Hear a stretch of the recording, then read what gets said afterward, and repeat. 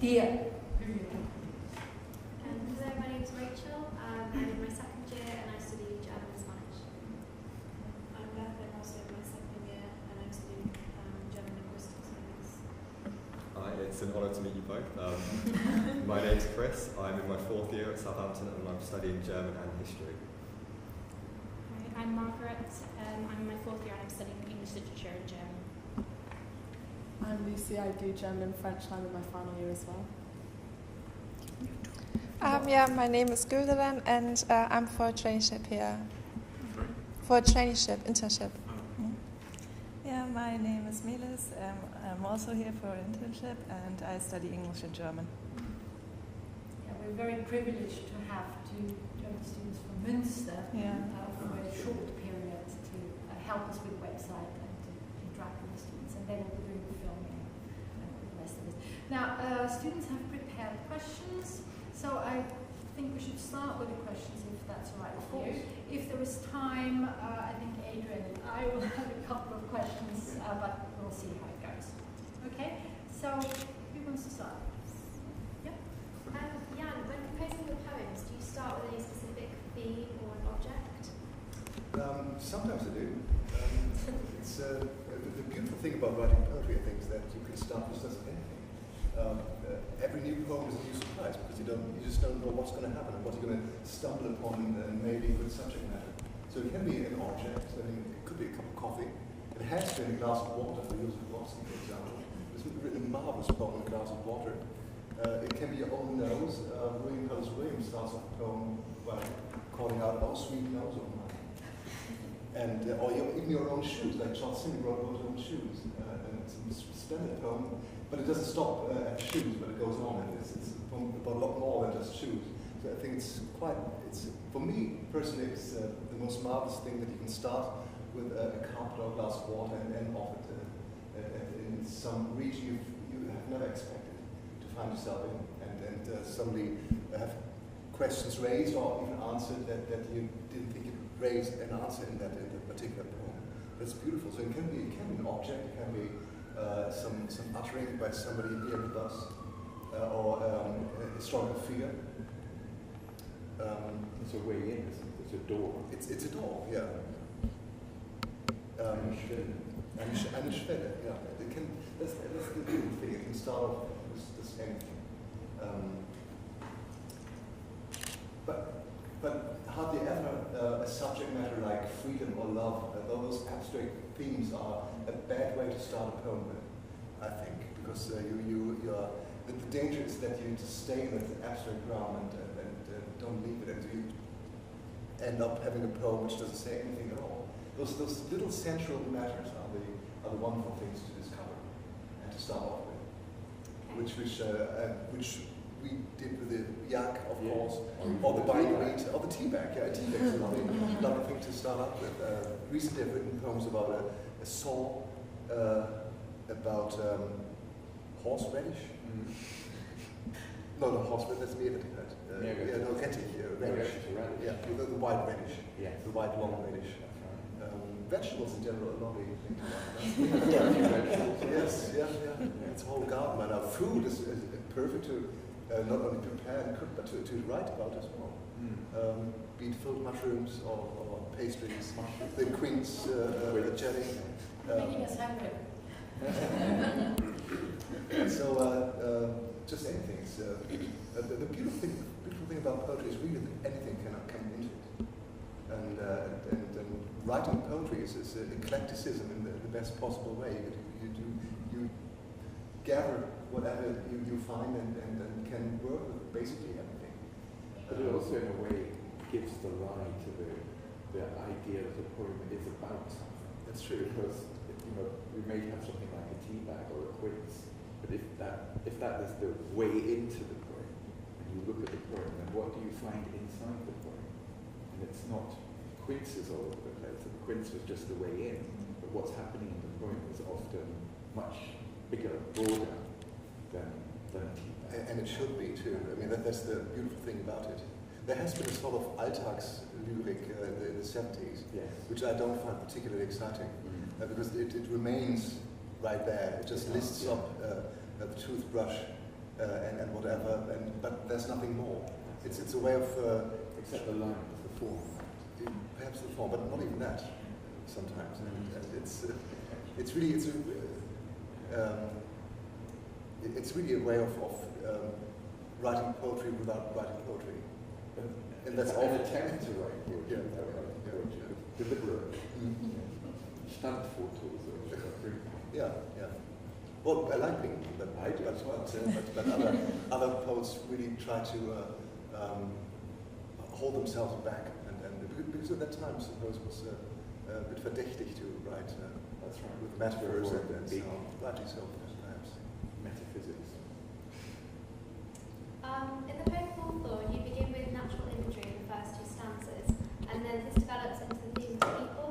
How do you decide about these main themes? What inspires you? I don't decide at all. I just see what happens, really. To make decisions beforehand is really a bad thing to do, I think. I think it's not particularly exciting if you know where the poem's going to end up.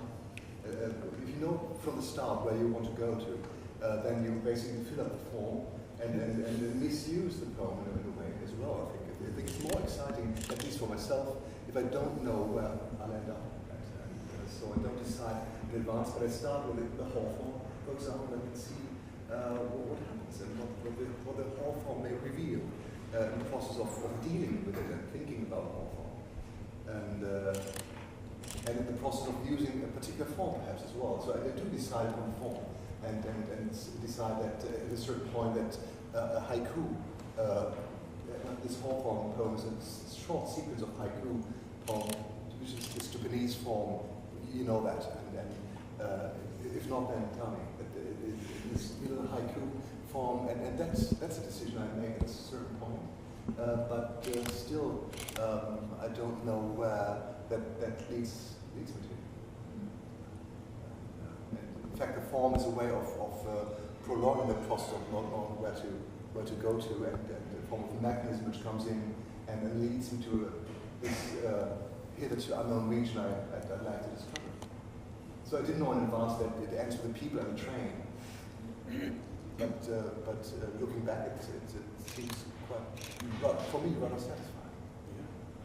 You think of the distance between the site of the Hawthorne age, or whatever it is, and the scene at the end, which is a social event, and a very strong emotional reaction to that event. There's quite a distance. But you travel in such a small form, as with many of the poems. How big is the influence of Japan in this poem based on, and how did you come upon the idea of the Hawthorne? So how did you did something influence you or inspire you to use the Hawthorne? Well, the Hawthorne itself, in fact, you do see it from trains quite often. When it's in full bloom and you're sitting on the train, you see those lovely Hawthorne bushes of trees in the distance, and it's beautiful, I think. Or walking, taking a walk, you see them.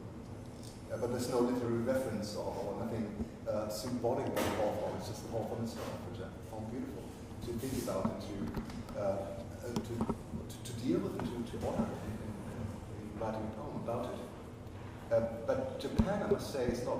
I do love a lot of Japanese poetry. I do love the haiku masters like Basho and Isa, but of course what I use is the haiku in a sort of westernized way, paying attention to the form itself, the syllable counting and the 3 lines, but there's a lot more about the Japanese haiku. There are many more rules you would have to follow as a Japanese poet, or a classical Japanese poet. So it's the westernized basic form of the haiku which I use. Which is nothing more than the syllables and the 3 lines, but that creates a sort of a formal pressure which makes you focus on the poem, which is why I use that form or other forms as well, like the sonnet or the villanelle and all those forms there. But it's nothing really Japanese about it. It's just it just happens that this form comes from Japan, but no Japanese philosophy behind it. Maybe that comes in naturally. I feel now that there was something particularly Sicilian about the sonnet? No, The sonnet was invented in Sicily, probably people don't know that in general. But even if you thought it was something English, there's nothing specifically English about the sonnet. that's true. Yeah. So But if you're writing writing a sonnet in Japan, Yeah. you wouldn't think, oh, now I have to use the English form Yeah, that's true. in an English way. They would write a Japanese sonnet. But writing about three donkeys in Sicily, for example, it may come to mind that sonnet would be beautiful. Even though nobody notices, but it's a way to use three these. sonnets. Yeah. Yeah, so I'd like to ask you both how you view the translation in regards to the original. Do you see it as a development, a reflection, the same? How do you conceptualize it in your minds? Yeah, okay. One thing about translation is that it is a great mystery in many ways. You change everything and yet try to get as close as possible to the thing that you have changed. Not one word in the translation is in the original. Normally, if you have a literary text and you change a word, the author will get mad. You know, you can't change my poem. If, for instance, they're publishing a poem in a magazine, the magazine editor were to change something because they thought it would be better to have this word than that word, then the author would be down on them like a ton of bricks. But the translator changed every single word and has license to do so, which is very mysterious. The author is usually very pleased with the fact that you've changed everything. So it's a mystery in a different sense that not only are you changing everything, but you're trying to get as close as possible, as close as you could possibly get, perhaps, in a completely different medium. If you're the first translator of a poem or of an author, you're also fulfilling an obligation to the author to create the original work, because the work is not original unless there is a translation of some kind. Now that translation process starts at a very early stage, not necessarily with something being translated into a different language. You could say that translation even into print was a form of translation, or somebody reading the poem, or the author reading the poem out loud, in other words, translating what is on the page into sounds. There are all of these forms of translation. It's a very, very broad subject, translation, and you have to be careful that once you start talking about it, you don't just include all forms of transformation. Because, in fact, all forms of transformation are a kind of translation, and that is what you're involved in the progressive transformation of your world, in this case of one language into another. And because it is so mysterious, there are hundreds and hundreds of theories about translation.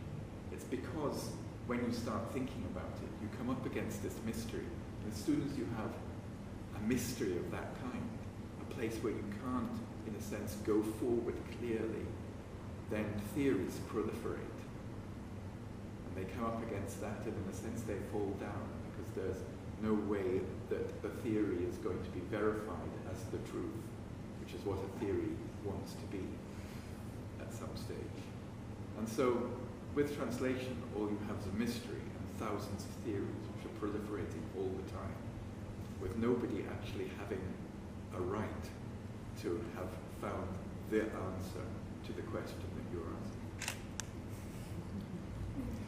Also, sort of leading on from that, do you work in collaboration on translations, or is it yourself, or Not collaborated in writing, but we, when it comes to translation, sometimes there are questions that I've had, and we generally deal with them in a very perfunctory way. It's something like an email consisting of 5 words or something. Is such and such, do you want this hawthorn to be a white blossom necessarily?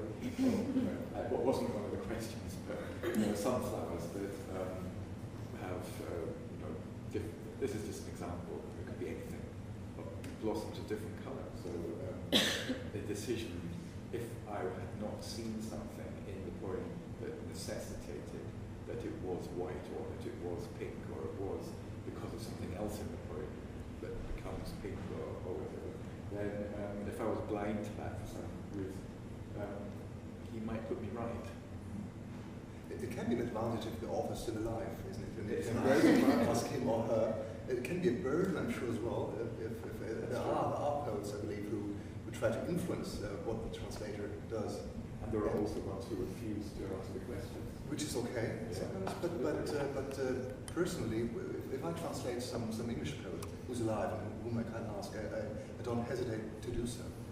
Because there are questions which one could answer oneself.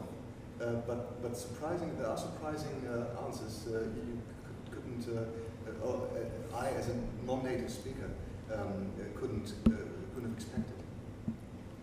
Things like slang or regional variations and so on, which I couldn't have thought of.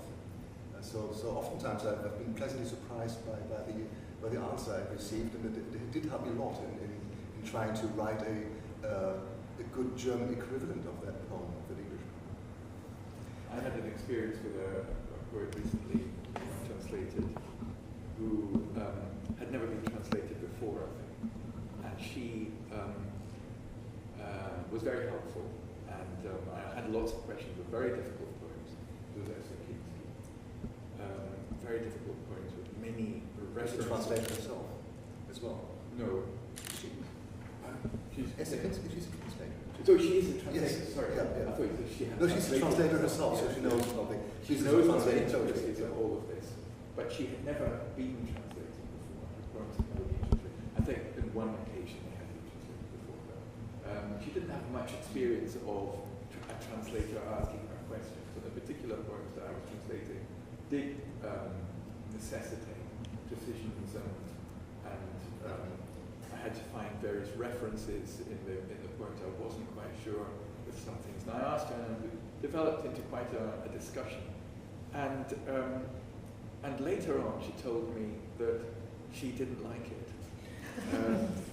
She had,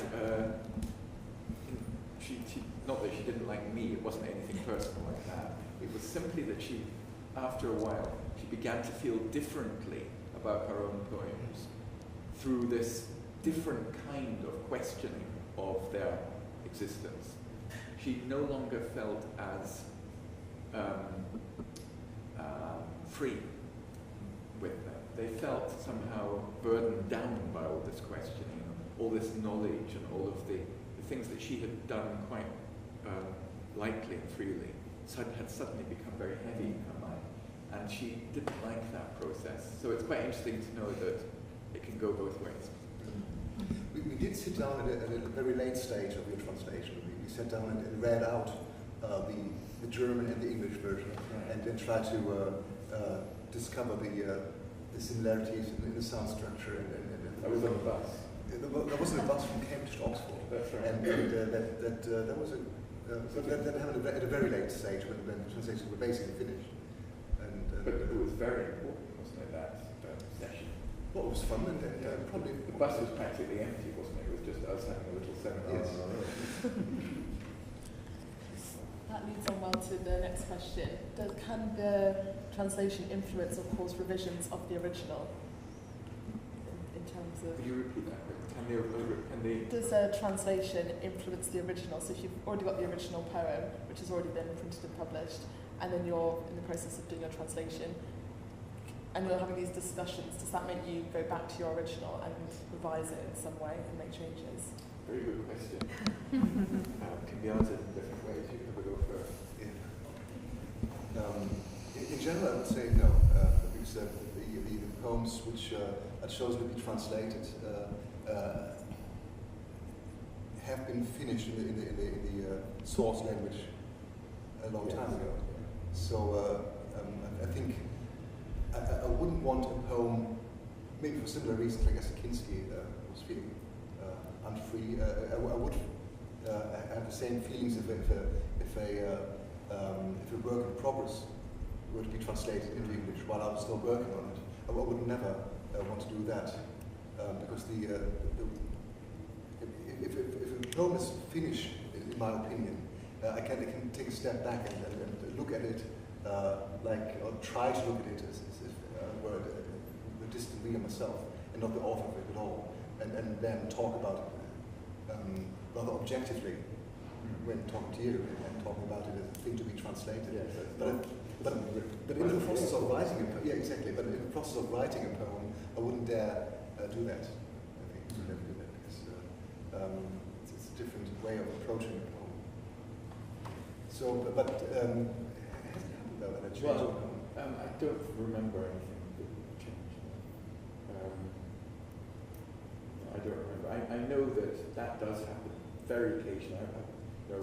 Over the many years that I've been translating poetry, it has happened. I couldn't give you an example, but it has happened that somebody has said, "Well, I like that English word. It'd be good to have that." And to retranslate the English word back into the German, have something else. Maybe when poems are still in the process of, very young still, maybe, or if you can use that word, I mean by that they're not, they have been around for a long time and separate themselves so entirely from the writer that the writer sees it as a completely different,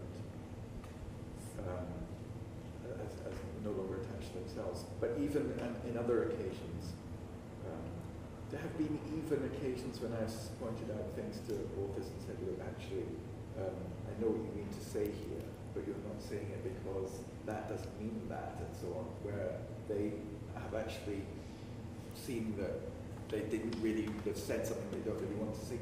I've had that experience as well. But I don't think that is the only dimension that one can see in your question. That's probably what you wanted to know about that. But there's another aspect, which is that does the poem change by being translated? Not going back to the poem changing the into a, or I don't mean that kind of change in the original text, but does the actual translation process have an effect which changes the original poem? And I would argue it does, and that the more the poem is translated into different languages, the more those translations say about the poem. That's true, and that's exactly the reason why I wouldn't. Many people say that there's something lost in translation, and people always stress the loss of the whole process. And I think it's much more important to stress what was won by translating as well. I think every translation of a single poem in different languages or into one language even is also a gain. It is, yeah. The poem for the poem itself. For the poem itself, I think that it's true to say that writing wants to be translated. When we were talking about, when I was talking about translation just earlier on, I said that translation begins very early on with processes of reading and of conversion of different kinds. And that is what the poem is there to do in a way. It doesn't want to be locked in a cupboard away from human contact, and to remain itself. That would, in a way, would be the least original poem. A poem that was written by the author, put in a safe that could never be opened again and left there, would be not original at all, because it cannot be translated. And it's only the translation that can give authenticity, life, expansion, development to a poem. And that translation starts with reading, it starts with conversion into sound, it starts with people putting it into different languages. And all of that paraphernalia of translation reflects onto the poem and gives it life and lets it grow. So there's a very close relationship between translation and the poem and its life. And there can be a gain too in quite a practical sense, because certain words in the other language have other connotations and meanings, and may even help the original poem to gain to be itself. To be itself, yes, and by some sort of innuendo, some synonym that might be there experienced many times that in a translation there's a sort of surplus to the original poem by pure instance, and that's a game as well. And different languages have different possibilities of that. Kind of continuing from that, I know you traditionally translate to German, but would you ever consider translating your own poems to English? I wouldn't. No, I wouldn't. Why not? I wouldn't, because I'm not a native speaker, and I'm sure there would be a point which Ian, reading my attempt of translating my own poem, would say, yeah, that's not wrong, but we wouldn't say it like that. And that would be deadly for the poem, I suppose. Unless you could say, oh, that's not the way we say it, but we're saying it like that now. Yeah, but I couldn't, I think, and shouldn't. It's just that I lack natural ease, which I have in German. I can instinctively say, I mean, I admire that you do it both ways, and you do it perfectly. But I wouldn't dare to translate into English. My English is okay, but I wouldn't make a natural choice. I wouldn't say, or the solutions wouldn't come naturally to me. I would much more often have to brush through the dictionary and look for synonyms or possibilities. And whereas in German, I would naturally say, well, why not use that word because I know all the words, or that they're somewhere there floating around. And I didn't have to learn them anyway in English. So I think the translation into English done by myself would somewhat have a sort of some forcibleness to it, which wouldn't do the poem any good. And we've already sort of touched on the subject, but can a translation improve upon the original, or does this make a portrayal, or is it a portrayal? Good question. Always one of the questions that it can. I think it can.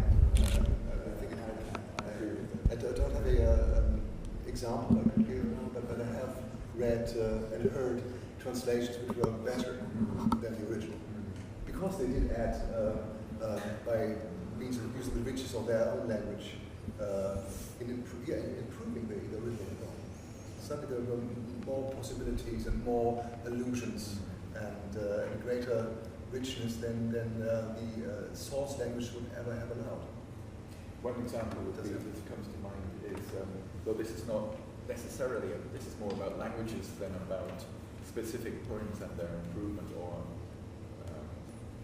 through translation. But a specific language can give, for instance, an example I'm thinking of Shakespeare's sonnets when they're translated into Hungarian. Hungarian is a language that doesn't use pronouns in the same way as English does. It's a language where inflection is developed by adding bits onto words rather than having separate words that work with according to specific rules like pronouns, verbs, and so on.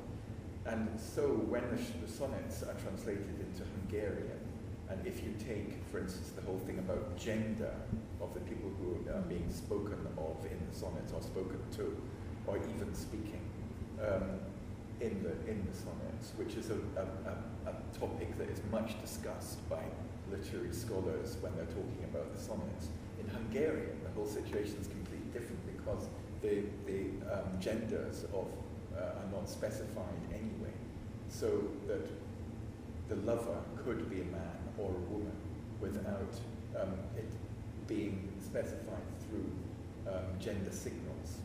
And therefore the ambiguity is increased. The ambiguity which is already in the English sonnets and which is written into the English sonnets suddenly becomes much more powerful in Hungarian. Yeah. But I want to come to one aspect of that question was, I think that you said at the beginning of your question, can. Yeah. Was that the word you used? Yeah. And I think that also triggers off another thought, which is that who is the person who is giving the license? Where is the license implying can? It could just simply be a matter of capability. In other words, can I jump a meter into the air, that kind of thing. But it could also be that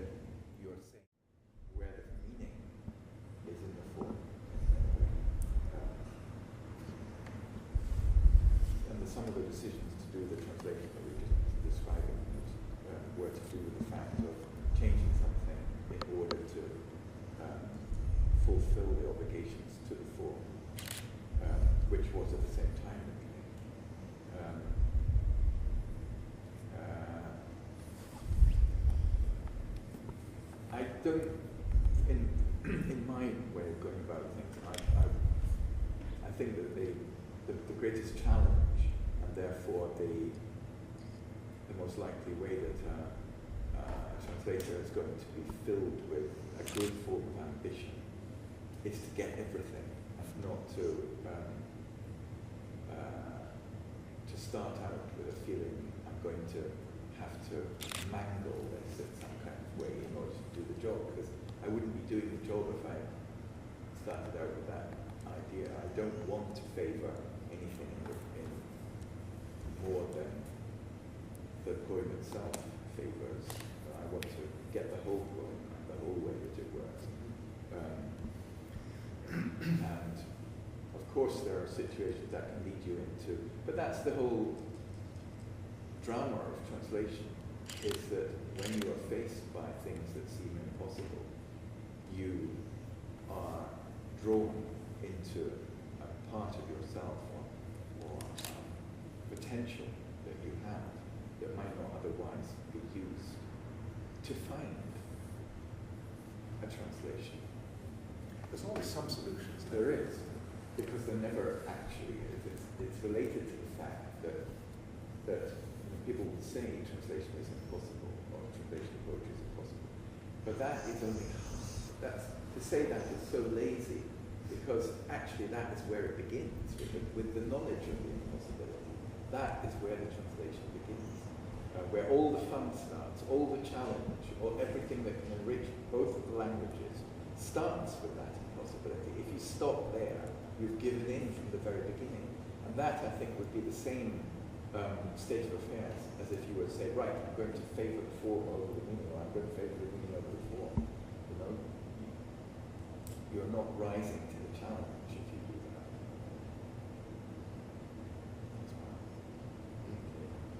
Yeah. And the meaning is in the form, of course. I've never understood the concept of prose translations of poetry, unless there's the original alongside, and it's supposed to help you understand what's going on, and then have the pleasure of the form and the sound structure in the original French or Finnish. But otherwise, I think, yeah, everything should be. It is possible to stay true to form and meaning at the same time. Maybe not always at exactly the same spot, but you can transform a poem in the spirit of the original and stay true to all aspects of it most of the time.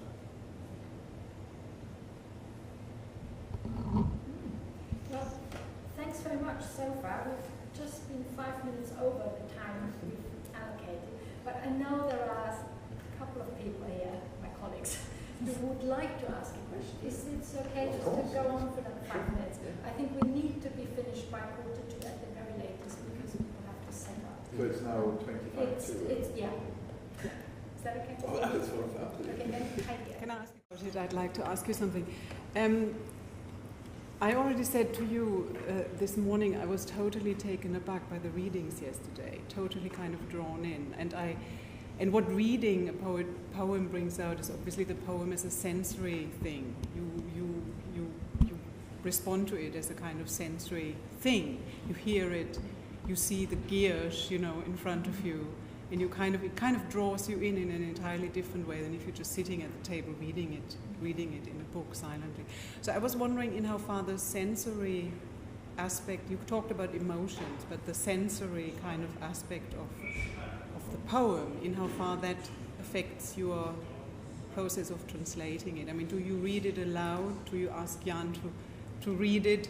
Do you get the Giersch, you know, the ground elder on your desk and look at it? You know, in how far is this, because you spoke a little bit at lunchtime, you spoke about you researched on Google, you know, the Raoul Schrott background. But here, I mean, last night, it kind of, you know, normally I'm not homesick, but when I heard the German, I kind of thought, wow, what a beautiful language. And then your translation, I thought, wow, how beautifully translated, because it did something to me in a kind of sensory way. So I wonder in how far the sensory aspect matters in the translation process. I don't have to get Jan to read out the poems because I've got his voice in my head. Okay. I can say anything in Jan. If I just have to think about it. That's good. It's not the only voice in my head, but you know, I can, if I read a poem, I can read it in my head in Jan's voice.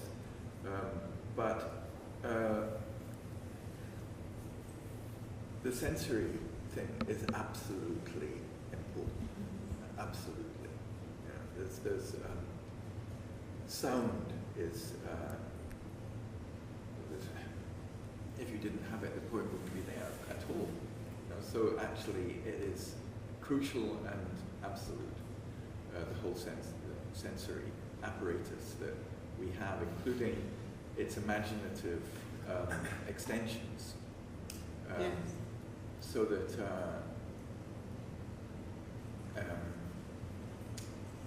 I suppose that the poem sets me off doing that in English. You know, the same kind of process that I notice in Jan's poems, the whole sensory nature of their sensuality and so on, colours and the sounds and the constant awareness of echo and so on that Jan has. It has to be there in English as well. Yes. So it's vowels, you know, it's the echo of vowels. Yes. And at one point in the introduction to that book, the introduction is quite a good one, I think, for this book, because it tells as well the story of how I got to know Jan and how I first read his poetry and so on. But at one point I maintained, rather controversially perhaps, that you can have words echoing with each other that have no sound similarity. Often I find that poems do that they can place words in relation to each other, where they seem to echo even though they share no sounds. It's almost as if there's a kind of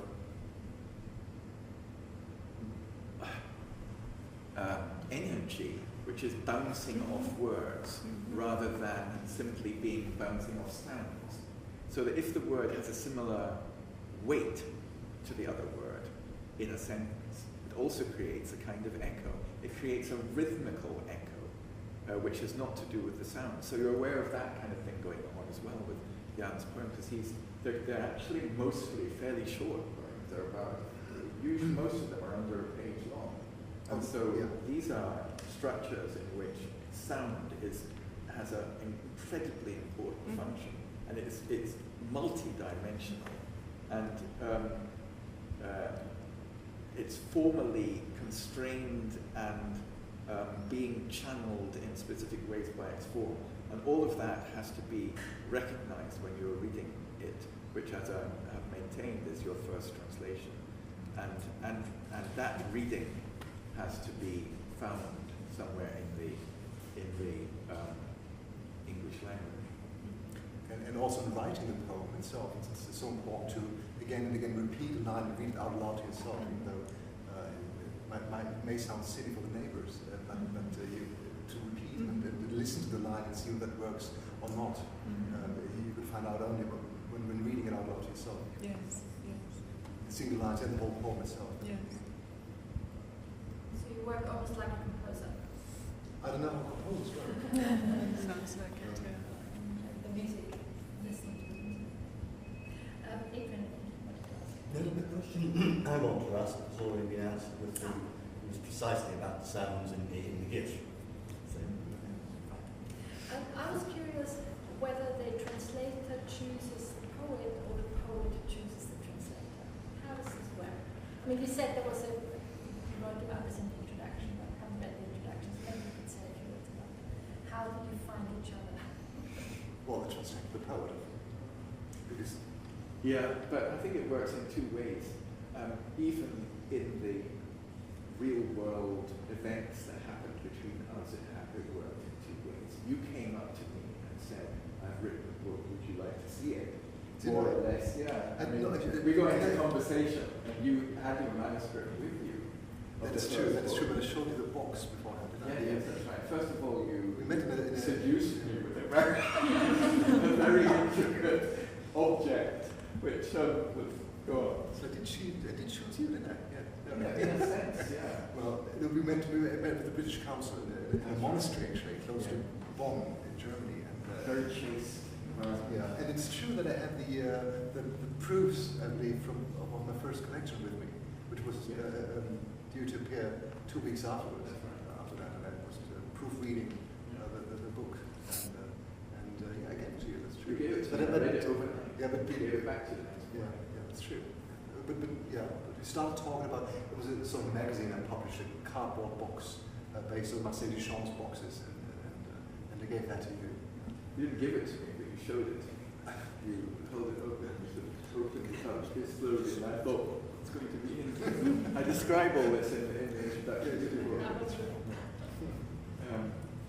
But what I really want to say about that is not really, I mean, this has happened to be like that, but there is an element as well. I mean, normally you would think that your question was going to be answered, that the translator chooses the poet, and there can be other situations where the translator might be put in the way of a poet, because a festival needs poems and phones you up and says, can you translate this poet for us? Therefore, you haven't chosen the poet, the festival's chosen the poet, and you become attached to the poet in that way. But you would normally think that your question is going to be answered because the poet is looking, the translator is looking for a poet to translate, finds this one and thinks this is really good, I'm going to translate this poet. But there's also the thing that we were talking about, or at least I was talking about earlier, that I do think that poems want to be translated, that something is in the poems that is demanding translation. And that therefore, one answer to your question, if you take it as broadly as that, would be that the poem finds its translator. Yeah. Also because that's true. Also because there are strange relationships you don't know anything about. Suddenly you read a poet in a different language that is so appealing and so close to you in some bizarre way that it seems to choose you. That's a nice way of finishing, isn't it? Thank you very much, Ian and Jan, to agree to answer questions. Thanks to the students to prepare the questions on this ungodly hour on Sunday morning, to admittedly beautiful location and a beautiful day. I would just like to say as well, once again, that I thought that the questions were super. They really were well decided, those questions. You can see from the discussions we've had how stimulating they were, and how they made us think of things that develop ideas. And that is the criterion for a good question, is one that takes you somewhere. And those ones did. Thank you very much. Thank you for taking the time to Thank you. Thank you very much.